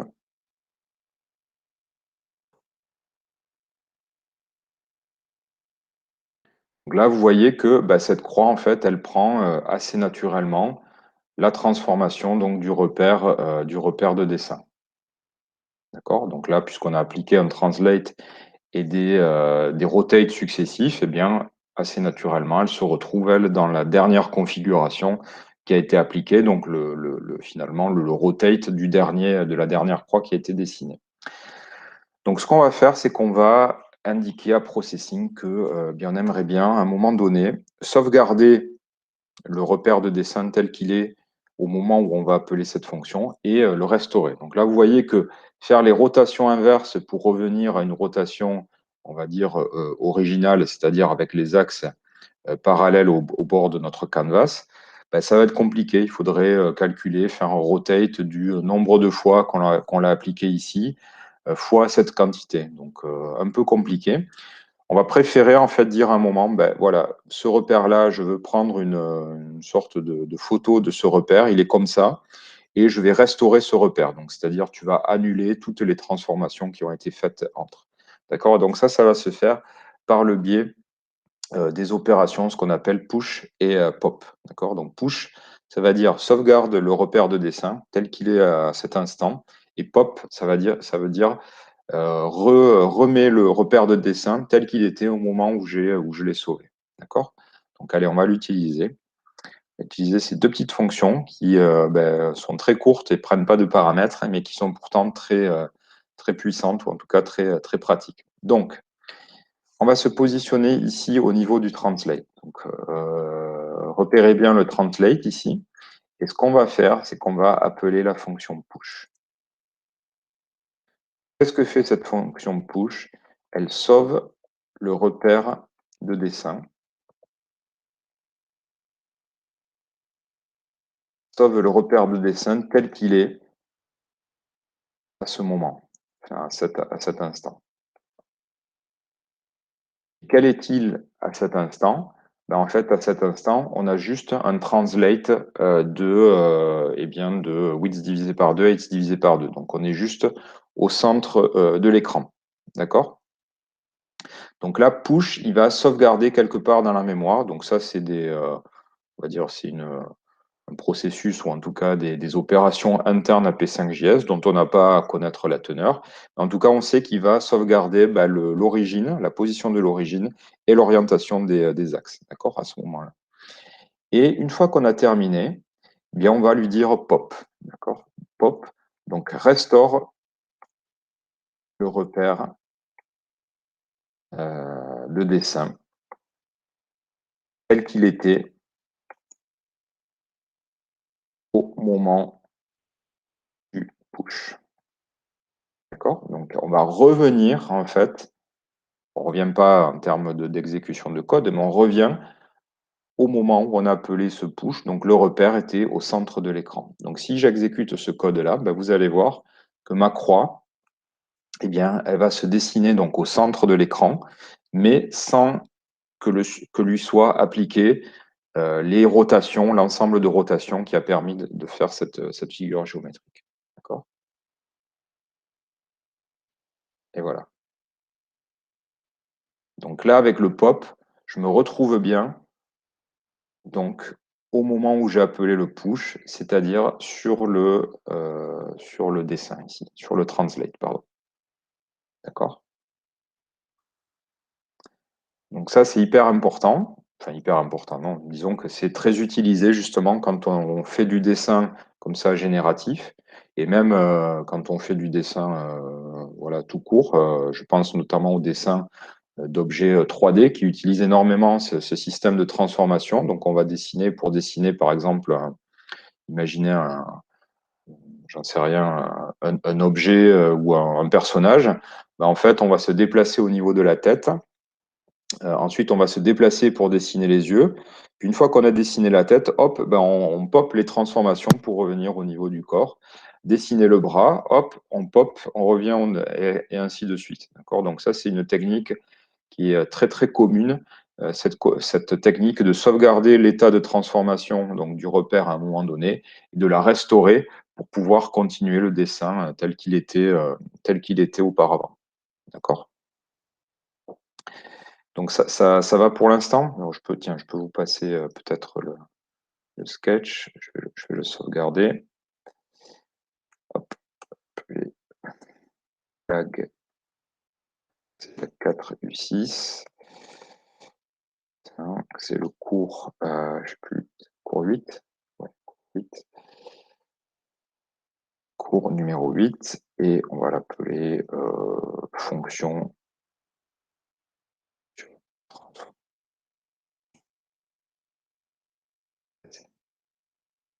Donc on va revenir maintenant au. Donc est-ce que vous avez des questions par rapport à ça? Non, ça va pour l'instant? Ouais. Donc je vous ai passé l'adresse du sketch. Tiens, je vais le mettre de suite dans la collection. Donc voilà, celle-ci. Hop, voilà, comme ça, elle sera accessible depuis le lien. Ce qu'on va faire maintenant, c'est qu'on va revenir au sketch. Donc là, on va retravailler un petit peu le sketch, donc qui va faire l'objet de l'exercice pour dimanche prochain. Et on va utiliser cette fonction push et pop pour, vous allez voir, ça permet d'être dans une configuration justement un petit peu plus pratique. Et je vais vous montrer comment on va importer la fonction croix qu'on vient de créer. Pour vous montrer un exemple. Et donc, l'objet de l'exercice, ce sera d'écrire comme ça 4 fonctions différentes que vous allez utiliser dans des cases différentes. D'accord? Donc, on va retravailler ça.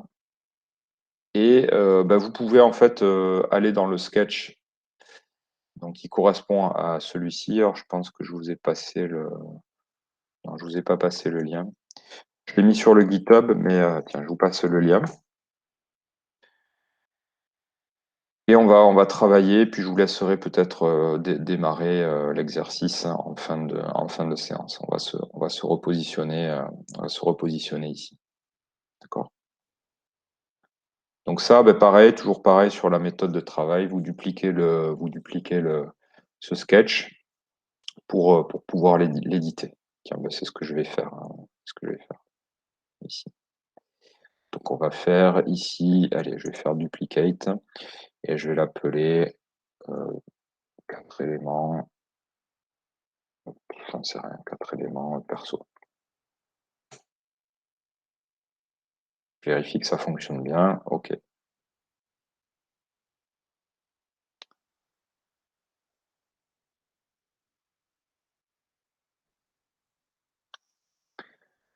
Donc là, ce qu'on a fait, pour vous remettre un petit peu dans le bain, hein, on a dessiné une grille de rectangles, donc ce qui nous permet de paver notre canvas.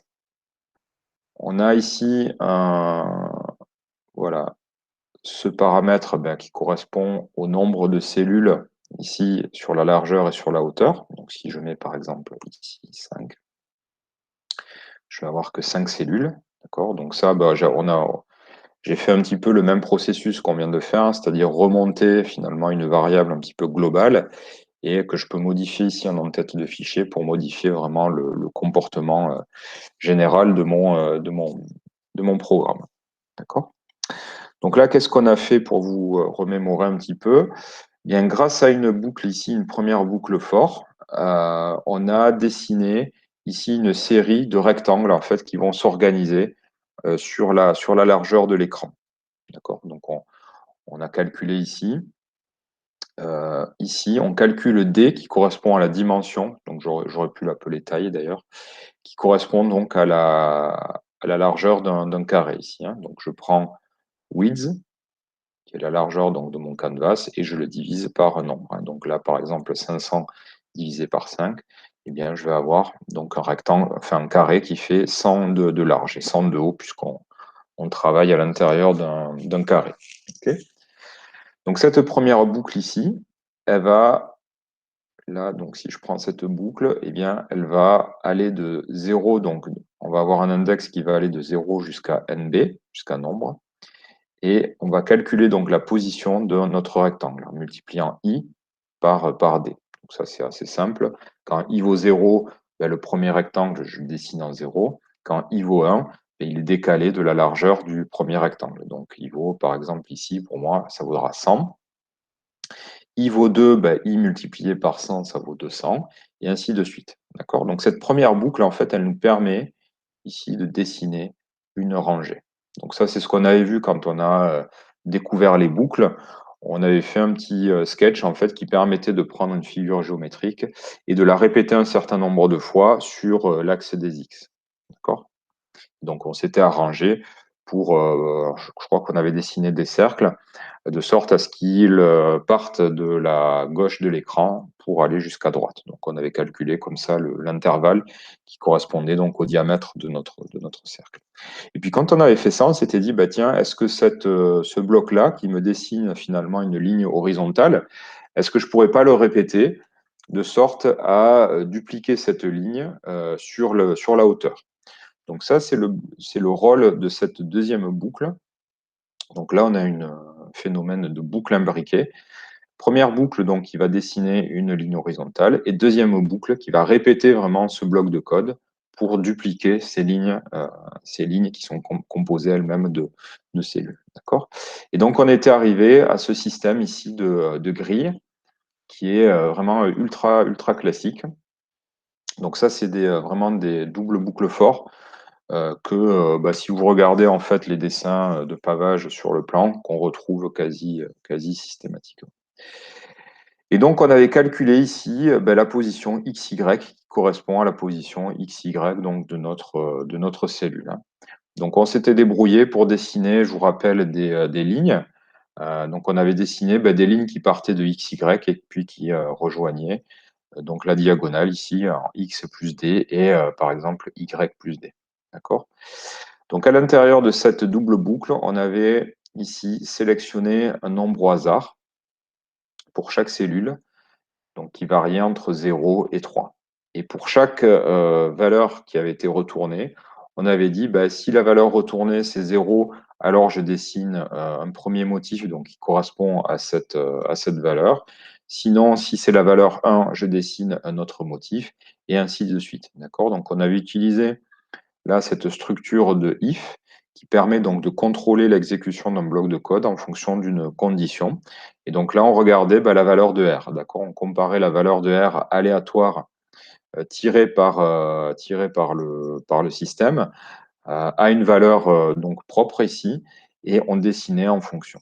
D'accord ? Donc ça, pareil, système assez classique de dessin. Donc là, l'idée pour l'exercice va être de remplir ici ces fonctions avec vos propres dessins. Et donc, ces propres dessins devront être encapsulés dans une fonction. D'accord ? Donc, exactement ce qu'on a fait ce matin, enfin, ce qu'on vient de faire avec la fonction croix. D'accord ? Donc là, ce qu'on va faire, c'est qu'on va faire une petite opération. Vous allez voir qui va nous permettre d'être assez à l'aise. On va utiliser donc ce qu'on vient de voir sur le push et pop. Donc, si vous vous souvenez, sur le TD précédent, ce qu'on avait fait, c'est qu'on avait dessiné des lignes. Alors, je vais peut-être reprendre le code ici. Je vais sur l'éditeur P5JS et on va faire Open. Collection. Et donc, voilà. Donc, c'était sur 4 éléments et on avait ça. D'accord ? Vous vous souvenez, donc, sur la structure, on était ici et on dessinait des lignes ici qui correspondaient donc au choix du nombre aléatoire. Donc, vous voyez là, ici, pour le motif 1, donc, qui correspond à cette diagonale ici. Donc, je vais mettre en commentaire. On le voit bien. Ici, on était donc vraiment sur cette diagonale qui part de la position XY et qui va à la position X plus D et Y plus D. Bon, mais vous allez voir, on va simplifier un petit peu cette écriture. On va se débarrasser en fait des X et des Y. Et ce qu'on va faire, c'est qu'on va être plus malin. On va déplacer en fait notre repère au niveau de la cellule, d'accord, grâce à un translate judicieux. C'est qu'au lieu de dessiner finalement par rapport à ce repère, on va se placer directement à l'intérieur de notre cellule. Donc, on va déplacer notre repère par le biais de la fonction translate et on va le déplacer donc à l'intérieur ici de cette cellule. Évidemment, si on le déplace pour une cellule, vous savez que le translate s'accumule. Donc, si on translate ici pour la première cellule, OK, ça va marcher.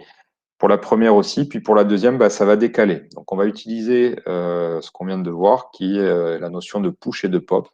C'est-à-dire qu'on va, pour chaque cellule qu'on va dessiner, on va sauvegarder l'état du repère. On va faire notre translate et on va restaurer le repère tel qu'il était avant d'appeler le push, d'accord. Donc, et le repère, il se trouvera tout simplement ici. Donc, on va y aller, on va faire cette petite modification et vous allez voir, ça va simplifier grandement les écritures. OK. Donc, on y va. On va, juste avant qu'on se positionne ici, qu'on dessine nos motifs, on va faire un push. D'accord. Et ici, attention, juste après le if, on va faire un pop.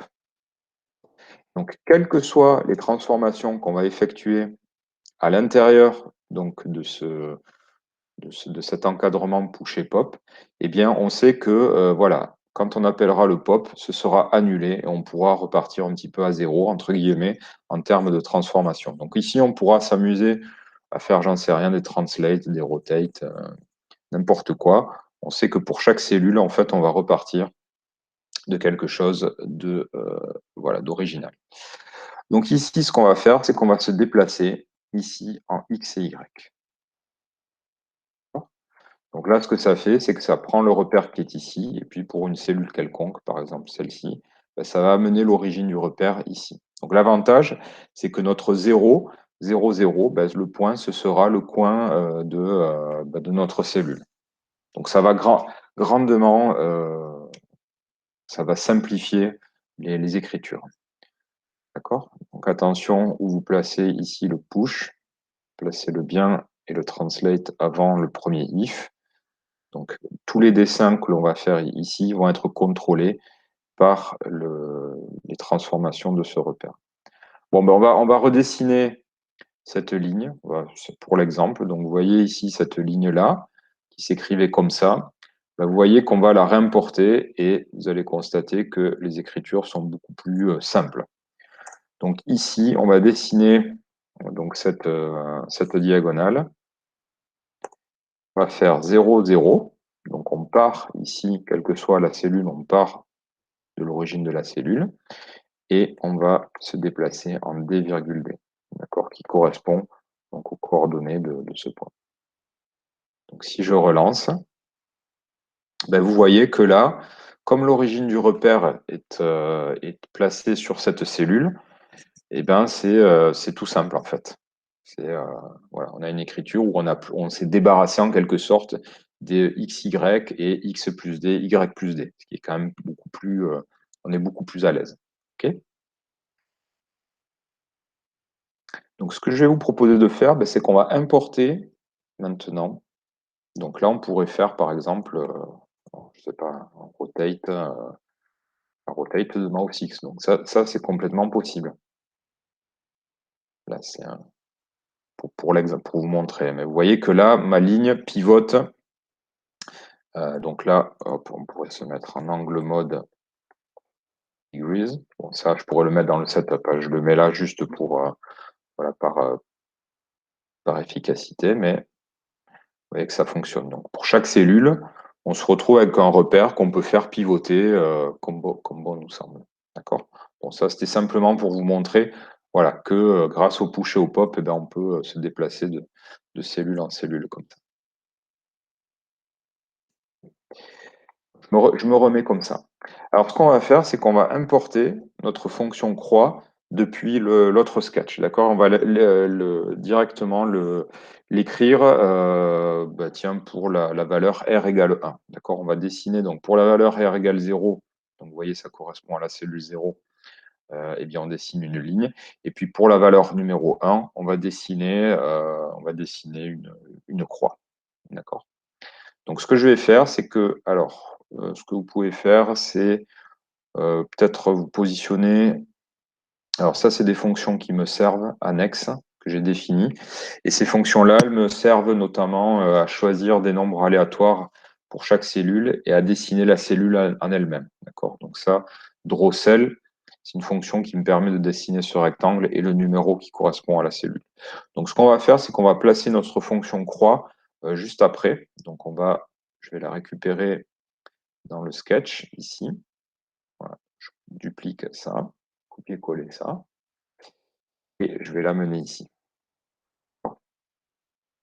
Là, je me retrouve avec ma fonction croix qu'on a fabriquée tout à l'heure et qu'on va pouvoir donc utiliser ici. Donc, je vous parlais tout à l'heure de constituer une librairie. Le moyen le plus judicieux de faire ça, ce serait de mettre cette fonction dans un fichier et qu'on référence dans notre sketch ce fichier, de sorte que si on fait une modification sur la fonction croix, eh bien, elle soit redistribuée sur tous les sketchs qu'ils utilisent. Bon, là, on fait un copier-coller, ça va plus vite et c'est plus simple.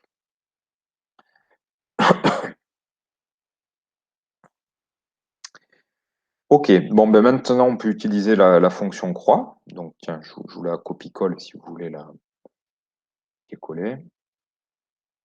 Vous l'avez tous dans votre sketch.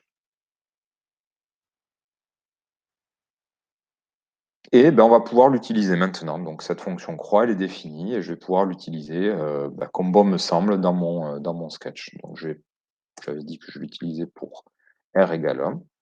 Donc attention, maintenant l'origine du repère, il se déplace avec le dessin de la cellule. Donc tiens, je vais tester en 0, 0, 0, 0, et je vais lui donner une dimension qui correspond à la dimension de la cellule, c'est-à-dire la variable D. D'accord? Donc là, ce que je devrais avoir, si tout se passe bien, c'est que pour les cellules qui portent le numéro 1, je devrais avoir une croix qui se dessine ici, d'accord, qui est pas au centre de la cellule, mais qui se dessine par rapport à l'origine de la cellule. Donc on y va, et ça correspond. Alors vous voyez qu'elle se dessine sans remplissage. Pourquoi? Parce que j'avais appliqué ici un no-fill, ce qui peut être pas mal d'ailleurs. Peut être pas mal. Donc là, comment on va faire? J'aimerais bien la centrer par rapport à l'origine de la cellule. Donc là, ce que je peux faire, j'ai le droit de le faire, je peux me faire un translate d divisé par 2, d divisé par 2. Donc qu'est-ce que ça va faire? Quand le nombre va être 1, alors non, pardon, j'écris des bêtises. On va plutôt passer comme ça. Donc d divisé par 2 et d divisé par 2. Ça, d divisé par 2, comme c'est la largeur de la cellule, d divisé par 2, ça correspond au centre. Donc là, vous voyez que chaque fois que j'ai 1, eh bien, je redessine donc, je dessine une croix qui est bien centrée. D'accord?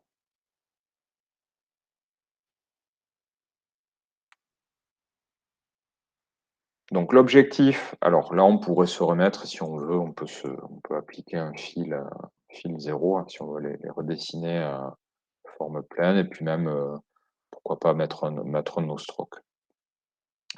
Alors, l'objectif de l'exercice, vous l'avez compris, je vais vous demander en fait d'écrire 4 fonctions différentes en fait, qui vont correspondre donc à 4 cellules. Donc l'idée de l'exercice, ça va être d'écrire ici. Alors vous pouvez peut-être les appeler, pour que ce soit peut-être j'allais dire peut-être plus formaté. Vous allez écrire donc 4 fonctions qui vont s'appeler motif 1, motif 0 qui va correspondre à la valeur R égale 0. Vous allez devoir remplir ici la fonction. Et ces fonctions-là vont prendre en paramètre peut-être exactement les paramètres de la fonction croix, c'est-à-dire qu'on va lui passer xy, donc où est-ce qu'elle se dessine sur l'écran, et on va lui passer peut-être la fonction de taille. D'accord? L'objectif, ça va être voilà, d'implémenter, alors je vous l'écris, ça vous n'aurez plus qu'à travailler à l'intérieur de ces fonctions. Ça va être voilà, d'implémenter et de dessiner donc pardon, de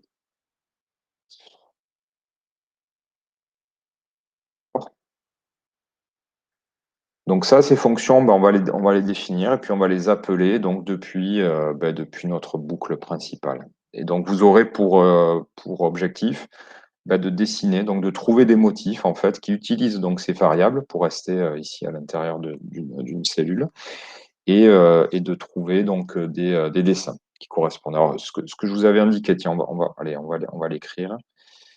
Je vous passe le code qui correspond à ça. Et puis je vais modifier le template. Voilà, donc là, on a défini 4 fonctions qu'on va pouvoir appeler. Donc l'idée ici va être d'appeler motif 0. Donc x, on lui passe xy et la dimension d. Et puis on va faire pareil. Donc là, je vais effacer le dessin de la ligne. Là, je vais effacer le dessin de la croix. Et on va ici appeler motif 1, motif 2 et motif. OK? Donc vous voyez que pour chaque valeur de R, donc de notre nombre aléatoire qui a été tiré pour une cellule, eh bien, on va appeler la fonction en conséquence. Pour R égale 0, on appelle motif 0, motif 1, etc. Donc là, vous allez avoir, vous, pour objectif de dessiner à l'intérieur donc de ces fonctions. Donc vous êtes libre sur les couleurs. Donc je n'impose pas de couleurs. Essayez de. Il y a pas mal de sites aujourd'hui qui proposent des palettes assez intéressantes en ligne. Donc je vous en mettrai dans les références sur le GitHub. Et donc l'idée aussi, c'est peut-être de trouver alors c'est pas obligé, mais c'est pour l'esthétique, d'essayer de trouver des motifs symétriques. Donc en général, ça fonctionne bien. Alors sachant que quand vous êtes dans une fonction ici, rien ne vous empêche d'appeler votre propre fonction croix. Donc ça, c'est complètement possible. Votre fonction croix, elle est maintenant disponible pour toutes les fonctions que vous utilisez dans votre sketch. Donc là, par exemple, pour le motif 1, je peux complètement écrire ça, croix de x, y et taille. D'accord? Là, ça va avoir voilà, pour effet, donc pour les cellules, tiens d'ailleurs c'est bizarre, motif 2, ah oui c'est pour le motif, d'accord, je me suis planté là. Qu'est-ce qui se passe? Motif 1. Normalement, il devrait l'appeler ici pour les cellules numéro 1. Or, ce n'est pas le cas. If R égale 0, R égale 2, motif 2, non, pourtant. On dirait qu'il les dessine pour les. Ouais, c'est bizarre. Je comprends pas ce qui se passe. Normalement, il devrait les dessiner pour les.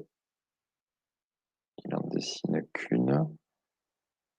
Et non, pardon, c'est moi, j'ai fait une bêtise. C'est moi qui ai j'ai écrit une bêtise.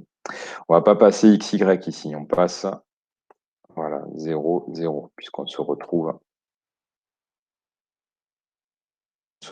en fait en réalité, voilà, ce que je disais tout à l'heure, on se retrouve à l'intérieur de la cellule. Donc là, voilà, ça devrait fonctionner. D'accord. Et donc là, on pourrait complètement écrire des choses comme ça. Et même ici, on va se déplacer en d divisé par 2 pour la centrer. Donc vous allez avoir vraiment pour objectif de dessiner des choses, d'accord, dans ces fonctions. D'ailleurs, je me demande même si ça vaut la peine de passer les coordonnées. Parce qu'ici, elles vont toujours être en 0, 0. Est-ce que ça vaut la peine de... Ouais, je réfléchis. Alors, est-ce que... Non, en fait, on va encore plus simplifier l'écriture. Donc, vous allez avoir, on va juste appeler la fonction motif avec la dimension, puisque la position, on se positionne à l'intérieur de la cellule. D'accord? Donc là, on va juste passer la dimension, et même je me demande si cette dimension, c'est la peine de la passer. Bon, on la passe, tant pis. Et voilà, excusez-moi. Donc là, on va pas avoir besoin de réécrire ça.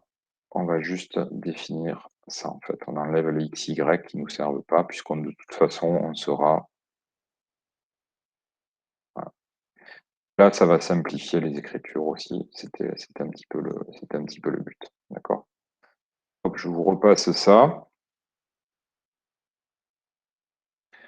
Donc, vous pouvez reprendre ça. On passe juste pour la fonction motif, la taille, puisque la position, en fait, on sait qu'on se retrouve au niveau de la cellule. Donc, à l'intérieur de la cellule, vous allez pouvoir dessiner à partir de votre origine, ce sera 0, 0. Et donc, ici, lors de l'appel, voilà, on passe que la fonction D. D'accord? Que là, le paramètre D. Voilà. Donc, du coup, ça refonctionne. Donc, tiens, je vais, hop, l'ajouter à la collection, comme ça vous l'aurez aussi en référence. Voilà. OK.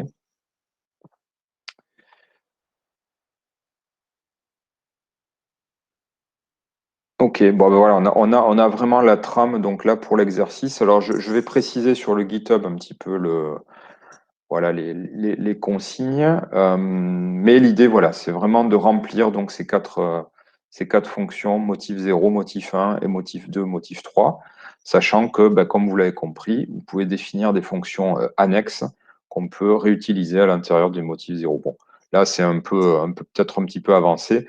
Donc, à l'intérieur de ces fonctions, vous allez pouvoir dessiner donc en utilisant les fonctions que vous savez utiliser maintenant, donc toutes les fonctions de dessin.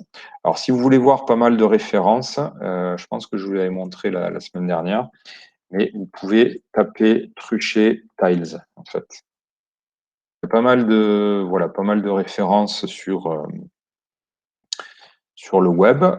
Par exemple, un bon exemple, c'est, vous voyez, pour ces cellules-là, de dessiner donc deux triangles, un triangle blanc, un triangle noir.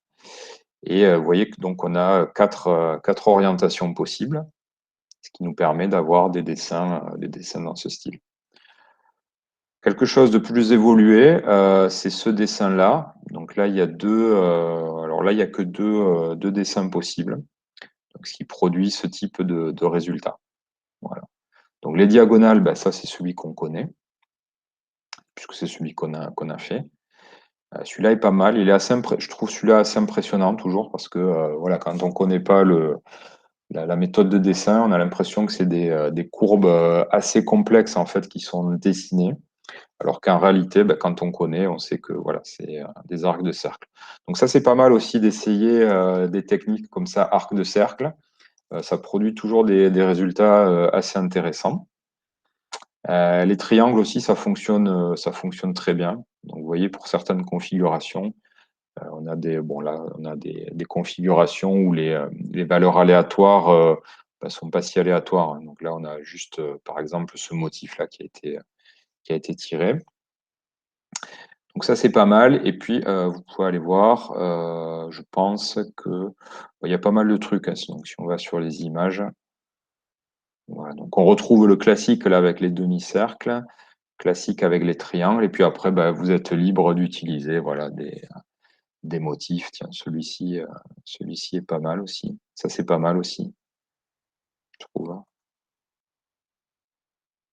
Ça, c'est intéressant, en fait. Peut-être je vais aller voir sur Google. On va taper donc Truchet TV Tiles. Donc n'hésitez pas. Alors, je vous demande de ne pas forcément reprendre les classiques, mais d'essayer voilà, vraiment de personnaliser vos dessins. Alors, on peut aller à Images. Voilà, donc il y a des trucs beaucoup plus chiadés. Truchet Pattern.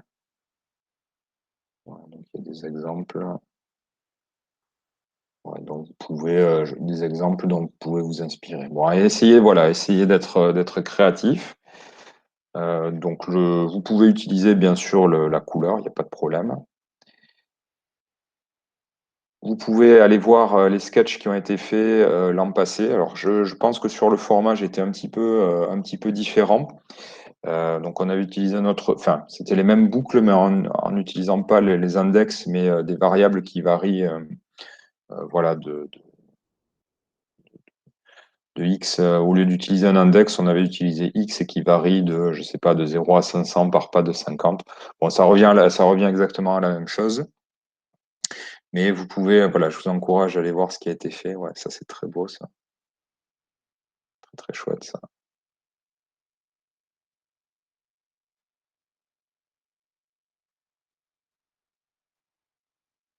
Ça, c'est pas mal aussi. J'aime bien. Voilà, donc là, bah, vous avez, tiens, typiquement des exemples aussi. Donc là, avec une cellule, voilà, qui a un fond, un certain fond. Puis là, on dessine à l'inverse. Donc deux arcs de cercle, mais avec les couleurs inversées. Donc ça, c'est pas mal comme technique, je trouve. Ça, c'est intéressant. Ça, c'est chouette aussi, j'aime bien. Combine les arcs de cercle. Donc, vous voyez, des fois, ça produit bah, des cercles. Et là, donc, je pense que les dessins, en fait, il y a arcs de cercle et lignes qui sont mélangés. Mais ça donne des trucs assez chouettes. Ça, c'est vraiment très, très chouette, ça. Là, on est complètement perdu.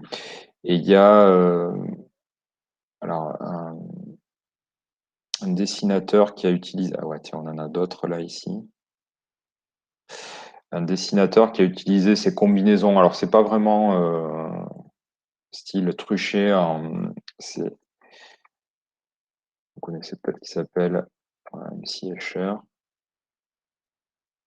qui a utilisé toutes ces notions voilà, de transformation. Bon, je vous montre ça, mais on n'est pas ce type de dessin, mais sur ces combinaisons comme ça de géométrie. C'est pas exactement ça que j'avais en tête.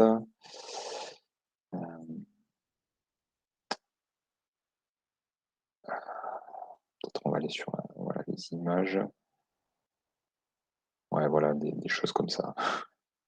Bon, là, on est sur des choses plus complexes, mais vous voyez, ça joue sur ces transformations et les symétries. C'est assez génial. Là, sur des motifs qui se combinent bien, mais voilà, avec des projections différentes. Bon, je ne vous demande pas de faire des choses complexes, mais voilà, vous pouvez vous lâcher. Donc, il y a des choses aussi plus simples comme ça, assez intéressantes aussi. Je regarde. Voilà, donc ben, il nous reste 10 minutes. Ben, je vais peut-être vous laisser commencer à travailler. Enfin, si vous avez des questions par rapport à ça, par rapport à cet exercice, ben, voilà, je vous écoute. Ou sinon, ben, voilà, je reste là 10 minutes pour compléter. J'avais pas prévu de vous faire de travailler plus de choses aujourd'hui.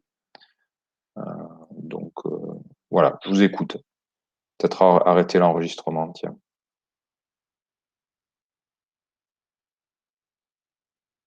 Hop.